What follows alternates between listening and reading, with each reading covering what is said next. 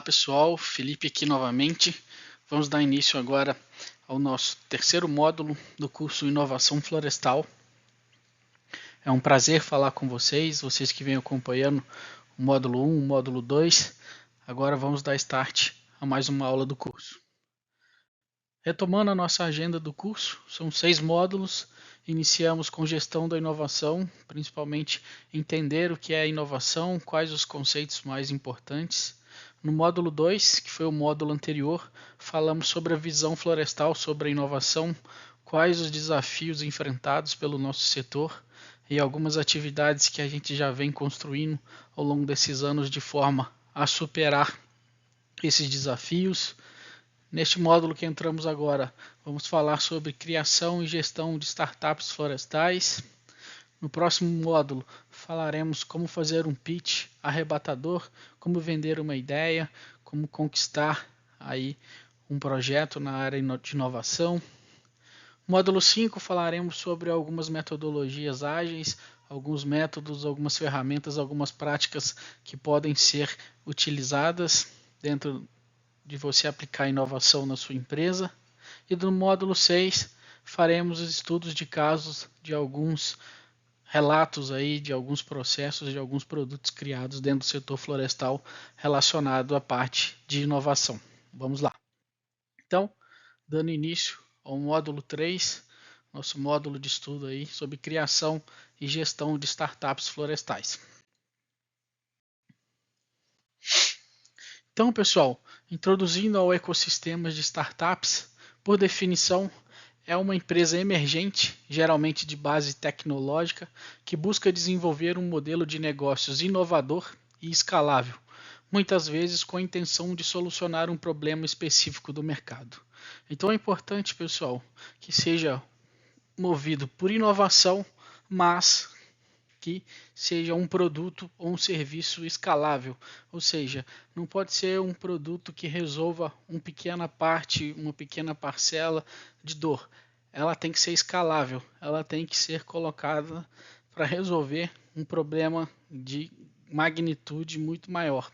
Então é muito importante esses conceitos: base tecnológica, inovação na veia, ter escala e solucionar um problema específico do mercado.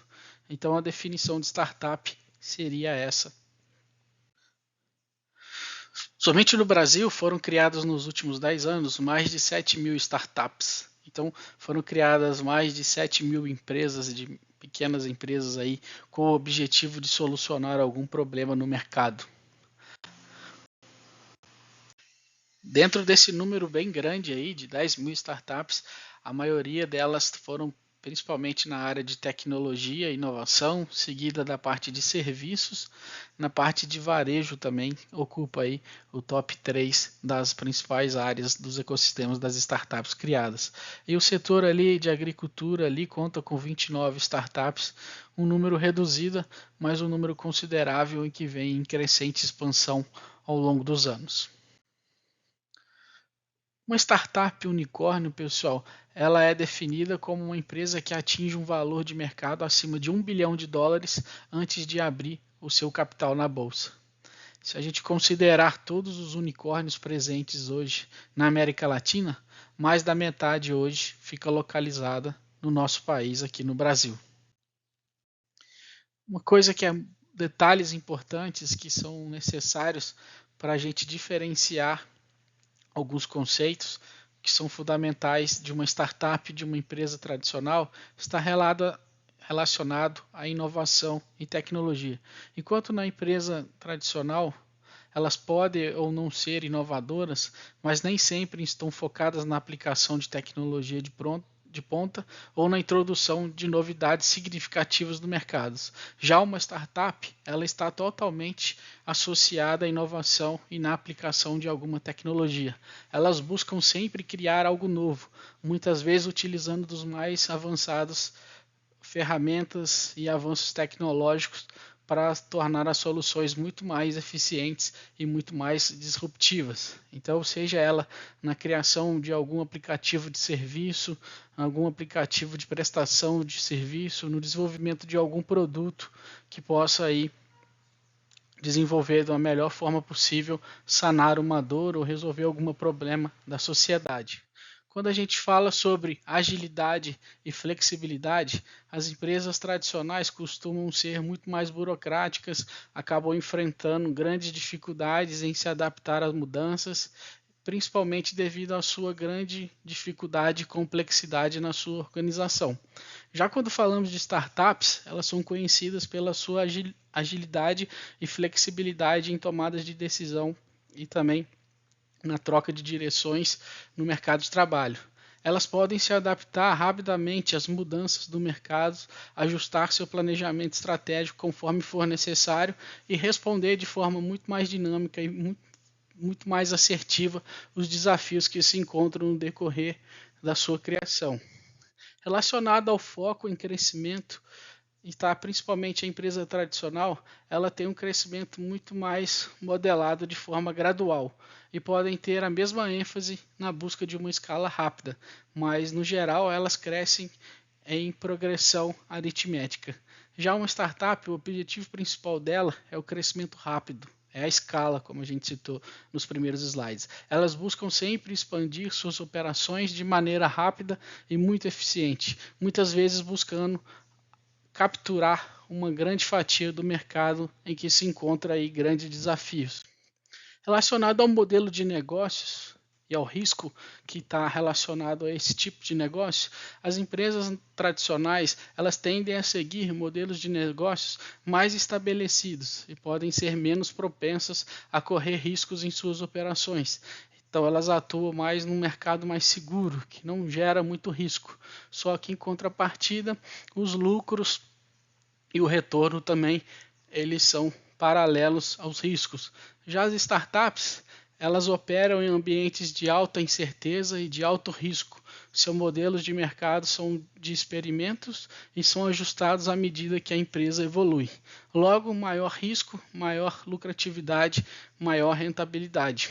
E uma vez que você adiciona ainda a escalabilidade no processo, você consegue atingir uma parcela muito grande de resolução de problemas. Como falamos de financiamento inicial, as empresas tradicionais financiam suas operações através de receitas provenientes de suas próprias vendas e podem depender menos de investimentos externos. Tudo mais depende da própria empresa na venda dos próprios produtos e dos seus próprios serviços. Já as startups elas dependem, na maioria de suas criações, de investimentos externos, como capital de risco, para financiar suas operações iniciais e acelerar seu crescimento, uma vez que ela não tem capital inicial e o seu produto ainda não está pronto para ser vendido no mercado. Então ela necessita muitas vezes de um investimento externo para ter sua vida aí durante um certo tempo. Como é feita a identificação de oportunidades de mercado? O primeiro passo é realizada uma pesquisa de mercado. É realizada uma análise detalhada do mercado para identificar lacunas, necessidades não atendidas e tendências emergentes. Então, a procura aí fazer aquela etapa que a gente viu no processo de inovação na parte de levantamento de dados, na parte de levantamento de ideias. Então, fazer uma pesquisa de mercado, assim, onde estão as dores do mercado, onde estão os desafios, onde estão as oportunidades. O segundo passo é fazer uma observação do consumidor. Observar o comportamento das pessoas, identificar problemas reais que elas enfrentam no cotidiano e buscar soluções que possam melhorar suas expectativas no processo de aquisição de um produto ou serviço. Feedback do cliente. Essa terceira etapa é onde a gente coleta todo o feedback dos nossos clientes para atender suas demandas e adaptar os nossos produtos de acordo com as preferências nelas depositadas através dos seus depoimentos. Quarta etapa pode ser realizado benchmark competitiva, onde você faz uma análise da concorrência para identificar oportunidades, onde a startup consegue fazer uma diferenciação e consegue oferecer serviços exclusivos, oferecendo algo único e cada vez melhor para os seus clientes. Além disso, a colaboração e o network é um grande passo. Estabelecer parcerias e redes de contatos podem gerar grandes informações e grandes insights sobre as necessidades do mercado e também conseguir identificar oportunidades para colaboração.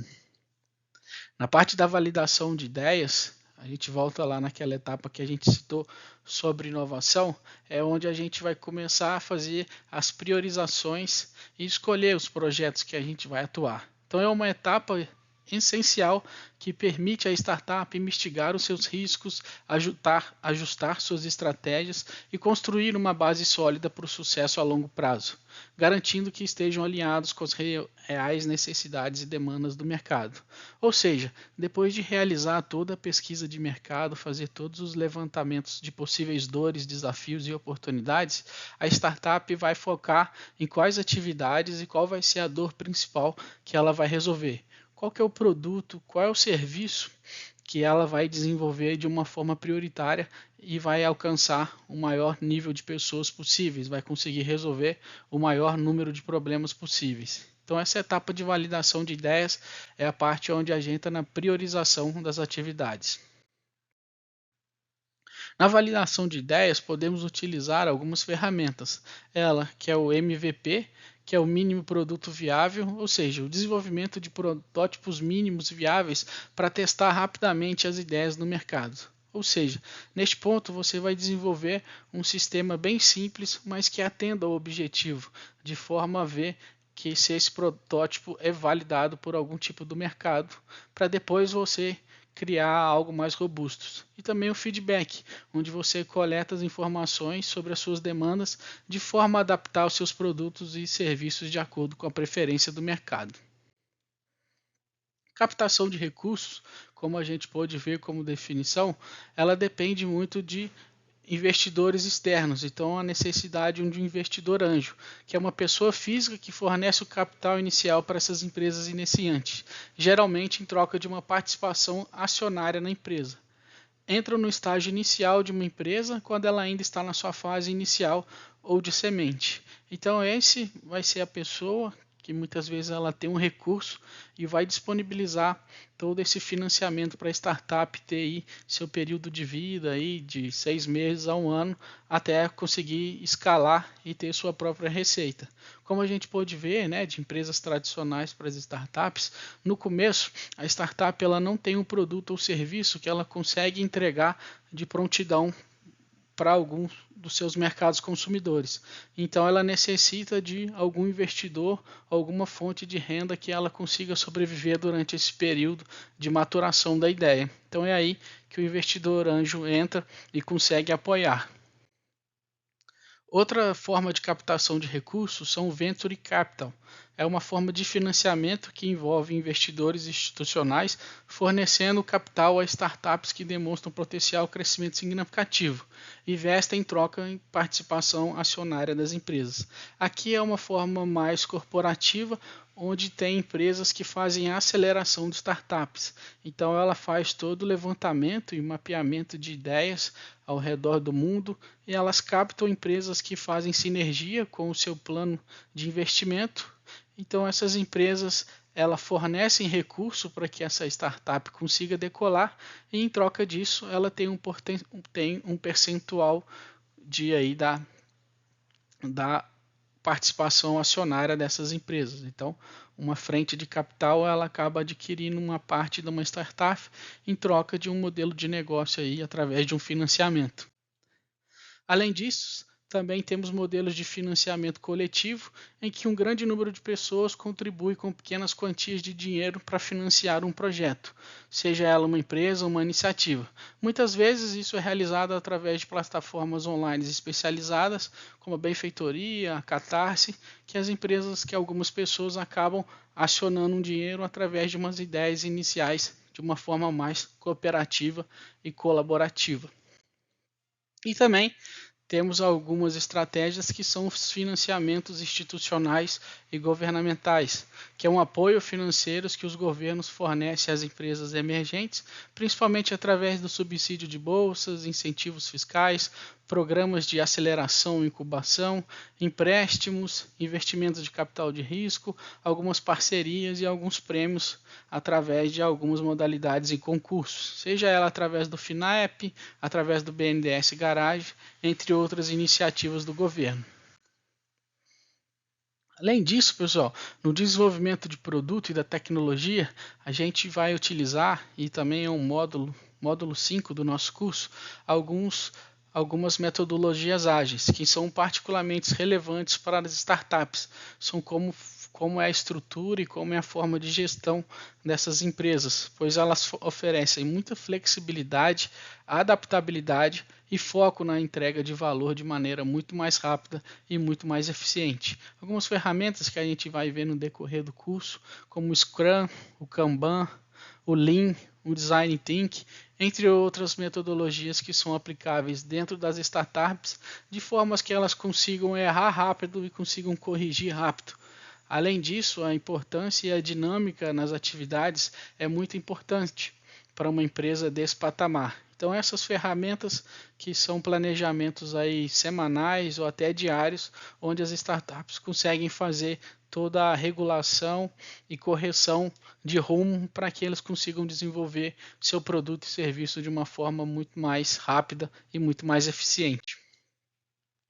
Podemos citar também a retroalimentação contínua, que são as retrospectivas, são a realização de reuniões periódicas para revisar o processo, identificar melhorias e corrigir problemas. Se a gente lembrar do módulo 1, onde a gente citou a etapa 5 de aprendizado, sobre lições aprendidas, podemos falar sobre isso. Então é a questão de acordo com o que se vai fazendo no projeto, você consegue realizar operações e documentações de lições aprendidas, de forma que se consiga revisar o processo, identificar as falhas e conseguir propor melhorias e corrigir os problemas. Através de feedback do cliente, a gente consegue fazer uma coleta regular de feedbacks, de forma que a gente possa ser orientado e consiga fazer interações futuras do produto, ao invés de lançar um produto de forma mal acabada e precisar fazer isso ao longo do processo. Desenvolvimento colaborativo, a gente trata aí a colaboração entre os membros de diferentes disciplinas para promover uma comunicação eficaz e a solução do problema de uma forma mais abrangente. Então as startups elas são muitas vezes construídas por equipes multidisciplinares, através aí de engenheiros de tecnologia e informação, engenheiros de alguma área específica, um pessoal do sistema aí financeiro, alguém do marketing. Então essa multidisciplinaridade é muito importante para que ocorra agilidade no processo e a execução de uma forma mais contínua e fluida, tornando assim as atividades mais eficazes ao longo do período. Cultura empresarial, quando falamos sobre isso, é muito importante aí, principalmente das pessoas que estão participando dessa empresa. Então, o ambiente acaba criando e fortalecendo o local de forma que os funcionários eles se sintam muito mais conectados e engajados no seu propósito. Isso não apenas melhora o desempenho individual e colaborativo de cada um, mas principalmente contribui para que a retenção de talentos fique na empresa. Então, muitas vezes, algumas startups, na maioria das vezes, corrigindo, as startups são formadas por um grupo bem pequeno de pessoas, muitas vezes de amigos, então é muito importante que o desenvolvimento das ideias e a concentração de pessoas se comecem desde o início da ideia até o lançamento do produto, de forma que não se perca informações nessas trocas de pessoas. Então, esse tipo de cultura empresarial é de suma importância para que os validadores das ideias, as pessoas que tiveram a ideia desde o início, elas se mantiverem na empresa de forma a entregar o maior valor possível na resolução daquela dor ou na resolução daquele desafio. Os impactos na cultura empresarial que a gente pode citar através das startups está relacionada principalmente à identidade e propósito, ao engajamento e à produtividade dessas pessoas, a parte de inovação e adaptação, a atração de novos talentos, a retenção dos talentos na própria empresa, o foco no desenvolvimento do produto, o bem-estar e a satisfação de cada colaborador da startup e uma comunicação eficiente. Então, para a gente conseguir atuar dessa forma, a startup ela tem que ter uma etapa de planejamento, um escopo de projeto muito bem estruturada, assim como todo o dimensionamento de infraestrutura e gestão de pessoas muito bem assertivo para que se consiga ter o sucesso naquele tipo de empresa e ela consiga escalonar de uma forma muito rápida. Além disso, na parte de gestão de equipes, podemos citar algumas práticas eficazes e eficientes para inserir na gestão de equipe, criando um ambiente propício à inovação. São elas: o equilíbrio entre desafios e recompensas, ou seja, através das metodologias ágeis, se criam pequenos desafios e pequenas recompensas, muitas vezes a gente chama de sprints semanais ou quinzenais, onde a gente consegue corrigir, monitorar e alcançar os objetivos de uma forma que você consegue conquistar pequenos passos de uma forma comemorativa. Ao invés de você traçar um plano semestral, anual, você tem pequenas recompensas ao longo do processo, de modo a você construir ou desenvolver algum tipo de produto, algum tipo de serviço de uma forma um pouco mais eficiente. Além disso, uma comunicação aberta e transparente por todos os funcionários da startup é muito importante, uma vez que todas as informações têm que ser compartilhadas com todas as pessoas. Conforme a gente viu no módulo 1 desse curso, é muito importante que todas as pessoas presentes nesse processo de inovação estejam cientes do que está acontecendo. Então, essa comunicação transparente entre todos os membros é de suma importância para o sucesso da startup. Além disso, a cultura de aprendizado contínuo, uma vez que o processo de inovação ele não é isolado e ele não se encerra, é um processo de aprendizado contínuo. Como a gente citou, uma das etapas mais importantes é a parte de aprendizado e desenvolvimento a partir dos erros, conseguindo assim promover melhorias ao longo do processo. Então essa cultura de aprendizado contínuo, ela tem que estar enraizada na gestão de equipes de uma startup, de modo que no dia a dia, no cotidiano, tenham reuniões para que se discuta algumas melhorias específicas. Então é necessário errar cedo para corrigir cedo. Então esse processo ele é a rotina diária de todos os participantes de startups. Ambiente de trabalho flexível, uma vez que todas essas pessoas estão vivendo pelo seu propósito, pelo desenvolvimento do produto, um ambiente de trabalho e um fluxo de jornada de trabalho convencional ou das empresas tradicionais é totalmente diferente. Então, o fluxo de trabalho, assim como o ambiente de trabalho de startups, são totalmente diferentes, com presença aí de almofadas, colchões, piscinas de bolinhas, televisões, jogos, de forma aí a qualificar e aumentar a criatividade das pessoas que participam desses ecossistemas, de forma que as criatividades, de forma que as ideias elas se surjam ao longo do processo a todo momento. Então essa parte ela não pode ser totalmente como as empresas tradicionais são, com escritórios, com a questão de salas particulares, aquelas prateleiras que dividem as pessoas, aqueles sistemas de cores de paredes neutras, brancas ou cinzas. Então, o ambiente favorece muito o desenvolvimento de novas ideias, a criação de novas ideias ao longo do processo. Então, tudo é projetado de forma a se aumentar e potencializar a criatividade dos colaboradores. Podemos citar também a questão do feedback construtivo na gestão das equipes, de modo a que você consiga corrigir os rumos, consegue dizer aos colaboradores se está no caminho certo ou se está no caminho errado. Então você consegue ser muito assertivo nas tomadas de decisão, onde no dia a dia você consegue corrigir os percursos, você consegue corrigir o caminho do seu colaborador de forma a corrigir o sentido que a startup está trilhando.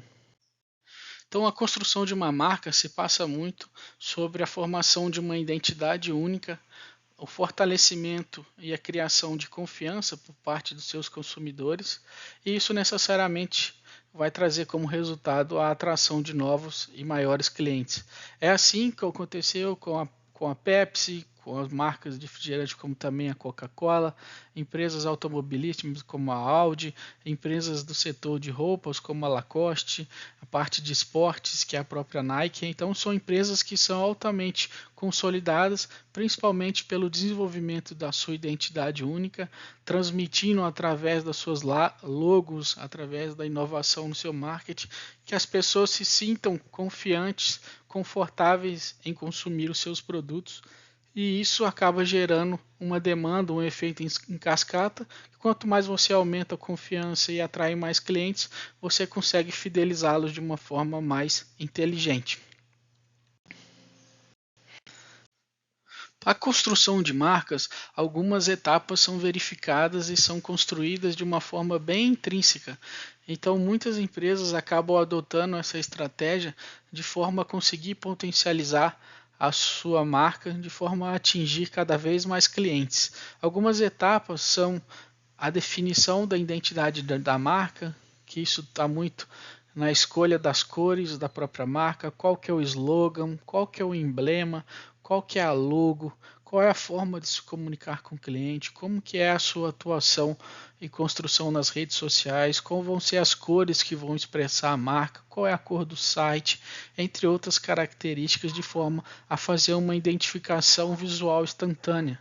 Além disso, é importante conhecer o público-alvo, qual é a idade, qual é o sexo que consome esse seu produto, esse seu serviço, qual é a faixa etária, em que período da vida isso vai ser consumido, se ele é feito de forma física ou se ele é feito de forma digital, como que esse público interage com o meu serviço, onde esse público está, como ele consome, como ele vai acessar, como que ele vai ver, onde a gente vai postar as propagandas. Então tudo isso é de suma importância, definir qual que é a persona do meu cliente, qual que é meu público-alvo, desenvolver a identidade visual, entra muito ali na definição da sua própria identidade de marca, definir quais são as cores, qual é a paleta de cor, como que vai ser a logomarca, como vai ser o emblema, qual que vai ser a missão, visão e valores. Então isso são informações de suma importância para a construção e validação de uma marca. Se vai estar presente ou não em redes sociais, em quais redes sociais, vou estar no Instagram, no Facebook, vou estar no TikTok, vou estar no LinkedIn, vou estar no Pinterest. Então são várias questões aí, várias estratégias de marca, de marketing que tem que ser seguidas para a gente desenvolver e construir uma marca de respeito. Além disso, a coleta de feedbacks, a experiência positiva do cliente é algo que facilita e agrega muito na construção de marca. Então, quanto mais clientes estão usando, quanto mais clientes estão elogiando, você acaba consolidando aí cada vez mais a sua marca. Podemos citar também, a questão aí de solicitar avaliações e depoimento dos clientes e dos consumidores, de forma a gente conseguir a ser cada vez mais assertivo, principalmente nas melhorias e no aprendizado, como a gente citou nas etapas anteriores. Então os feedbacks são muito importantes para a construção do serviço, construção do produto de forma cada vez mais assertiva e cada vez mais também estar atento aos depoimentos, aos feedbacks e às avaliações dos clientes, de forma a cada vez mais conseguir fazer uma validação e construção de uma marca de sucesso. E assim como a gente viu, pessoal, nas últimas aulas também, é sempre importante que a construção da marca, assim como a inovação, é um processo contínuo. A cada etapa que a startup e a empresa ela evolui, a marca também deve evoluir para refletir as suas mudanças na empresa e no mercado. Então, uma startup ela começa de uma certa maneira e de acordo com que ela vai crescendo ao longo do mercado, toda a sua mentalidade, toda a sua construção de marca, toda a forma como você comunica com os clientes, toda a sua identidade, representação, toda a sua personalidade dentro das redes sociais, elas acabam também evoluindo junto com o desenvolvimento da empresa e da marca. Estratégias muito utilizadas aí de marketing pelas startups são os websites profissionais, onde se consegue fazer uma comunicação eficiente com seus possíveis clientes, com seus clientes também. o marketing de conteúdo, então a geração de informações, passo a passo de como utilizar o produto e serviço, quais são as aplicações, quais são os benefícios, quais os valores que são trazidos através do seu produto ou serviço para o seu cliente, quais são as estratégias em redes sociais, quais são as redes sociais, se vão ser postados vídeo, se vão ser postados posts de texto, se vão ser utilização do Instagram, vai ser utilização do TikTok, do YouTube, se vai ter contratação de influenciadores digitais, se vai ser feito através das mídias e conteúdos da própria empresa. Então são várias estratégias que as empresas utilizam para o desenvolvimento das startups. Utilização de e-mails marketing, automação de e-mails, de forma que você consegue acessar o seu cliente de uma forma mais assertiva, se vai ser utilizado o WhatsApp, se vai ser utilizado apenas e-mail marketing, se vai ser feito ligações telefônicas ou só mensagens, marketing de influenciadores, se vai ser contratado influenciadores que utilizam sua marca para fazer o desenvolvimento e a influência do seu produto com outras pessoas que estão na rede social deste influenciador. Utilização de campanhas de publicidade online através aí de utilização de mídias pagas, como tráfego pago, entre outras ferramentas, de forma que você consegue divulgar o seu produto de uma forma muito mais ampla, mas de uma forma muito mais assertiva do que os métodos tradicionais.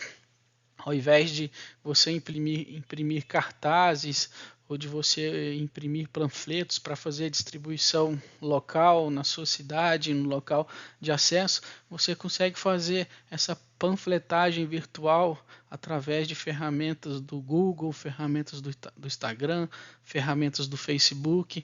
Então a estratégia que você tem através do marketing para startup, ela tem que ser muito mais otimizada, principalmente pelo número de pessoas que estão presentes na empresa, assim como o recurso também disponível para essas estratégias que, ao menos, são essenciais para o desenvolvimento do produto ao longo do processo. E isso vai refletir muito na estratégia de validação e crescimento de marca também. Então o marketing é super importante para fazer o engajamento, não só o engajamento, mas encontrar os possíveis clientes, fidelizá-los e fazer com que eles consumam os seus produtos. Quando falamos de startups, não podemos deixar de falar sobre propriedade intelectual, sobre PI, porque a propriedade intelectual nada mais é do que a ideia inicial que se teve sobre aquele negócio.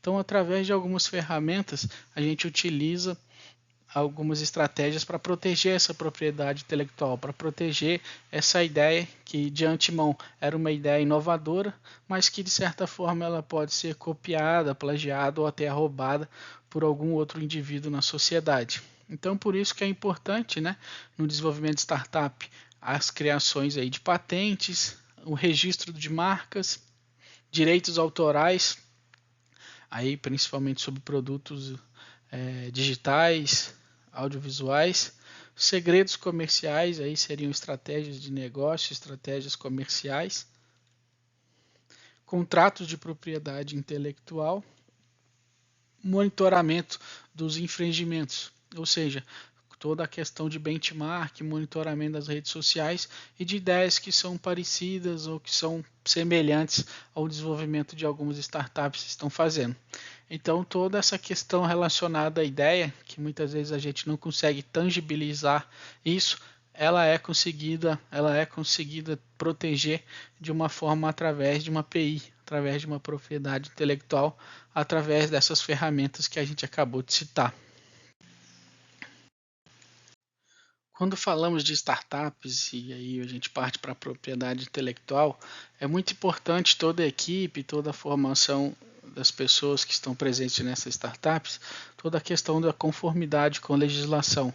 Então, algumas práticas para evitar qualquer tipo de problema legal destinado às startups é a consulta a um advogado especializado na área, a contratos bem redigidos, seja com os investidores anjos, com os primeiros clientes, ou com fornecedores ou qualquer stakeholder relacionado com a empresa em ascensão, a proteção de dados e privacidade, principalmente com a LGPD, agora, então toda tratativa relacionada a cadastro de clientes, cadastro de fornecedores, coleta de feedbacks, então é de suma importância que essas startups tomem todos esses cuidados quando se fala de legislação, as políticas internas, as políticas do consumidor também, e também um seguro adequado por todo o investimento e por todo o risco que está inerente a toda aquela atividade que está sendo feita. Uma vez que está utilizando recursos de terceiro, recursos de investidores anjos, mas é importante que todas as atividades elas sigam num fluxo contínuo com o mínimo de erro possível para que se consiga atingir o sucesso da atividade no final.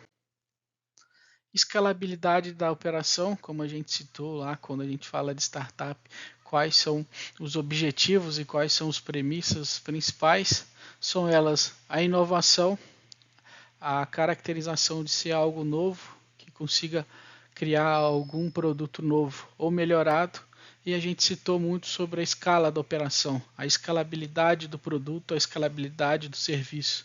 Então, algumas estratégias para que essa operação seja escalável são a automatização de processos, ou seja, um processo que ele manual, dificilmente ele vai ser escalável, pois ele vai depender de uma pessoa para executar essa atividade. Então, esse processo ele tem que ser totalmente automatizado.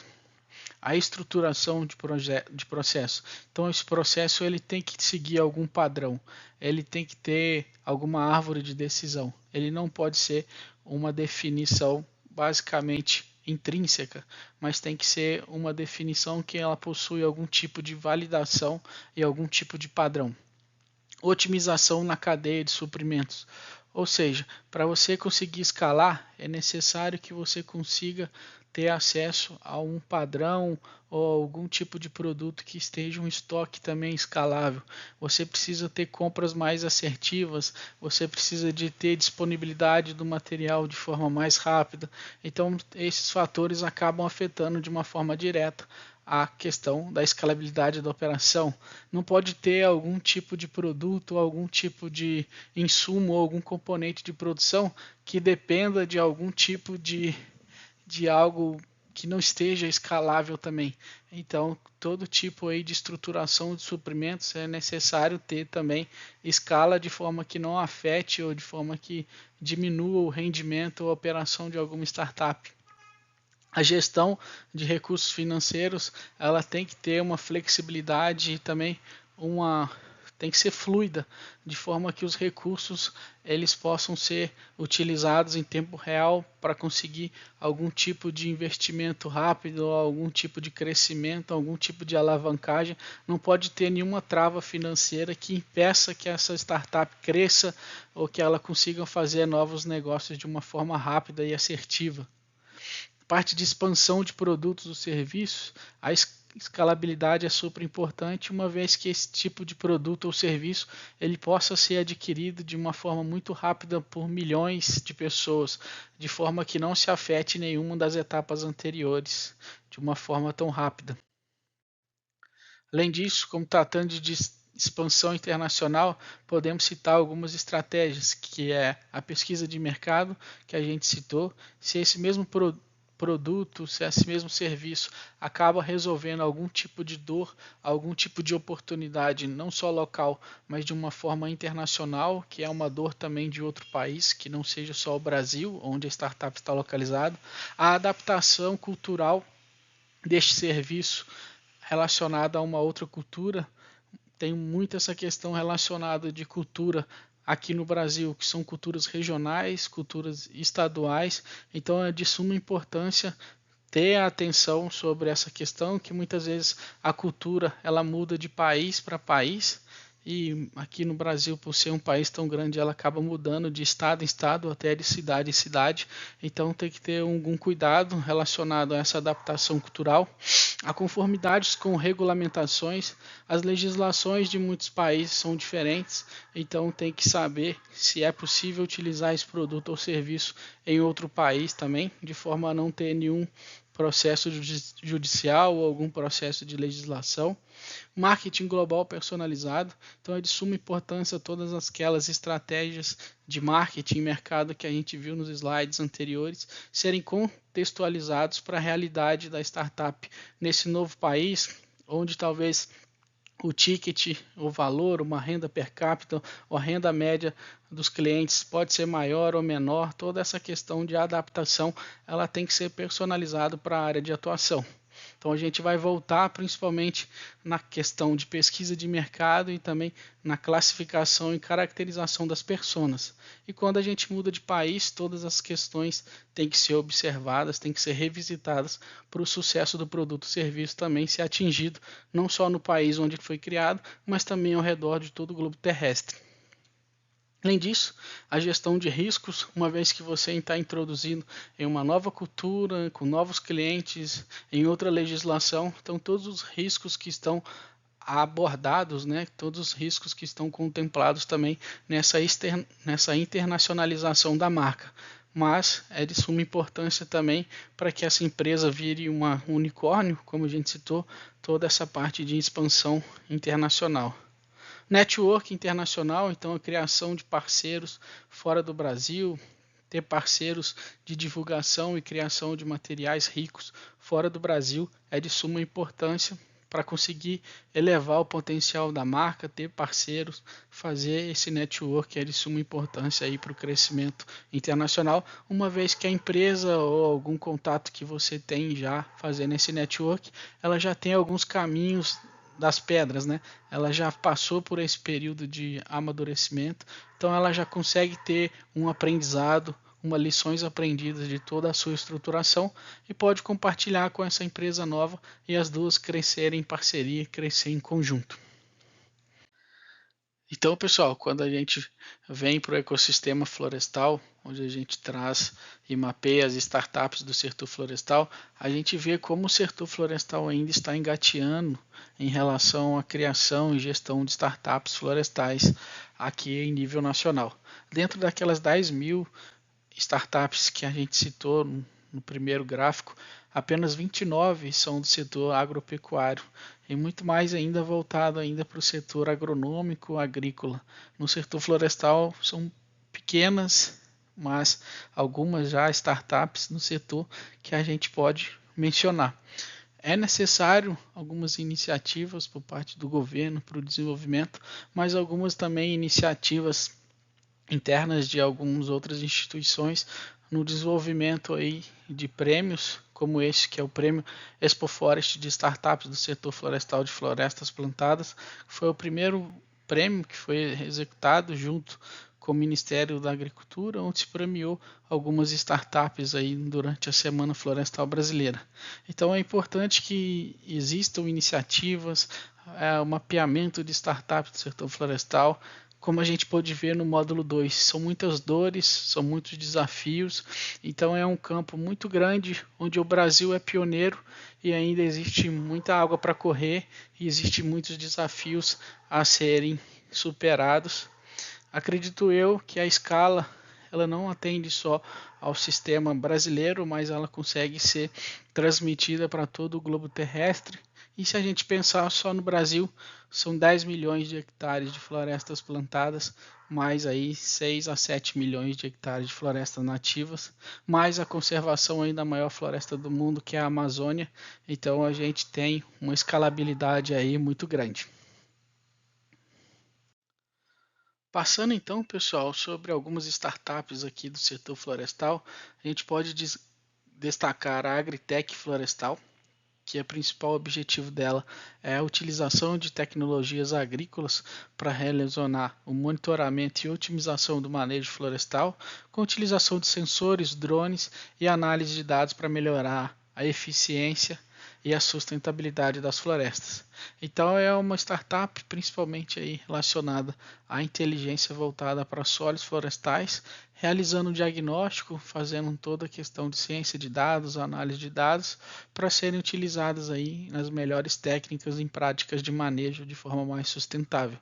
Então é uma startup de desenvolvimento tecnológico, onde você faz todo o levantamento aí de dados e utiliza esses dados que são coletados através de sensores e drones para melhorar a eficiência e sustentabilidade do projeto.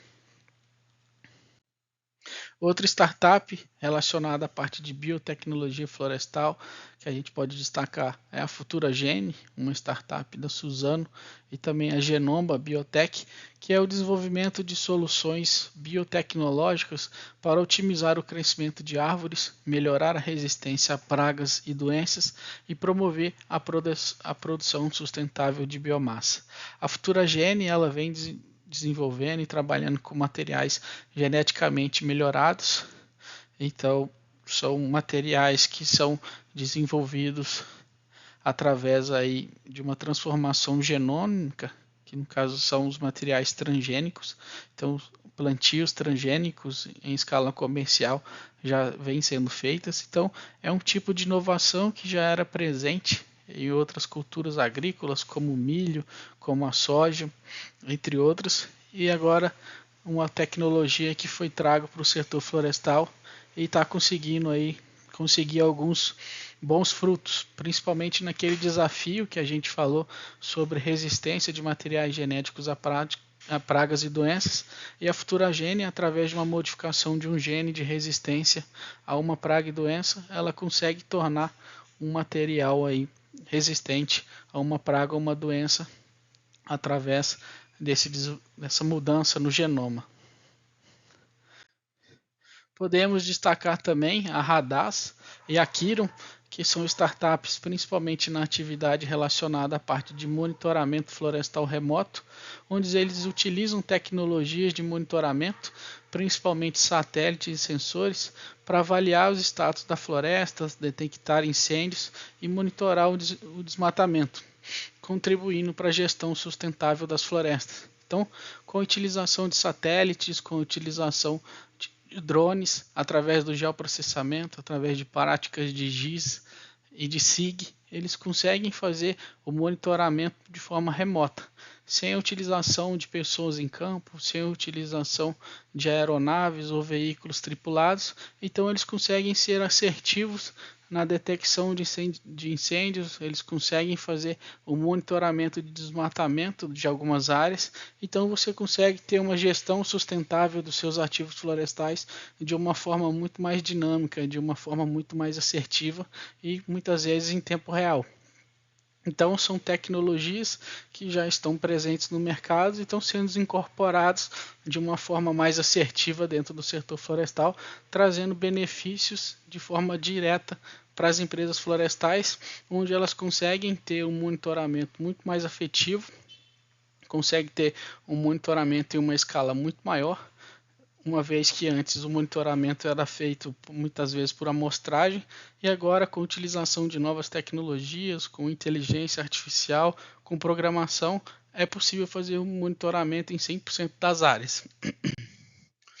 Outro modelo de negócio bem impactante é a produção de produtos não madeireiros, principalmente pela Agis, biotecnologia em compósitos, principalmente na parte de geração de novos produtos a partir das florestas. Produtos esses não utilizados no cotidiano ou que não são de utilização tão comum como a celulose, como o próprio carvão vegetal, como aí os painéis MDF e MDP, mas sim produtos não madeireiros. Então é a utilização aí de florestas nativas, utilização de outras partes da árvore também, não só a madeira. Então essa startup ela explora a produção de produtos como resinas, como os óleos essenciais, como alimentícios e medicamentos provenientes aí de recursos florestais, tanto de florestas plantadas como também de florestas nativas. Então, pessoal, chegamos agora ao final do nosso módulo 3, sobre aí a questão de gestão de startups. Então vamos fazer um breve resumo sobre a aula do que foi visto hoje, principalmente aí como é o estado da arte no Brasil, sobre o desenvolvimento e crescimento de startups. Falamos também sobre como é feito, né, a identificação de oportunidades dentro do mercado, através aí de pesquisa de mercado, network, benchmark corporativo, entre outras práticas. Falamos um pouco sobre como é a captação de recursos por startups, investidor anjo, venture builders, alguns sistemas de financiamento do porte governamental. Falamos sobre as etapas relacionadas ao desenvolvimento do produto, metodologias ágeis, como é a forma de gestão, como é o tipo de gestão de equipe, como é a cultura de uma empresa, de uma startup. Passamos também sobre estratégias de marketing que as startups elas utilizam, principalmente aí na parte de gestão dos recursos, como que essa etapa é muito importante relacionado ao fortalecimento de marca, à criação de valor, à captação de clientes. Falamos sobre cultura empresarial e gestão de equipes, a importância na retenção de talentos, a importância ali do propósito, a importância da cultura dentro de uma startup para a gente conseguir alcançar os objetivos propostos. Falamos sobre a importância também da legislação e da propriedade intelectual intrínseca na formação de startups, como isso impacta de forma direta a gestão da startup, propriedade intelectual, falamos sobre patente, falamos sobre os contratos, falamos sobre toda a importância de você ter uma assessoria jurídica para o desenvolvimento do seu produto. Então é isso, pessoal. Chegamos ao final dessa aula. Como fazer um pitch arrebatador é a nossa próxima aula. Nos vemos no módulo 4. Obrigado.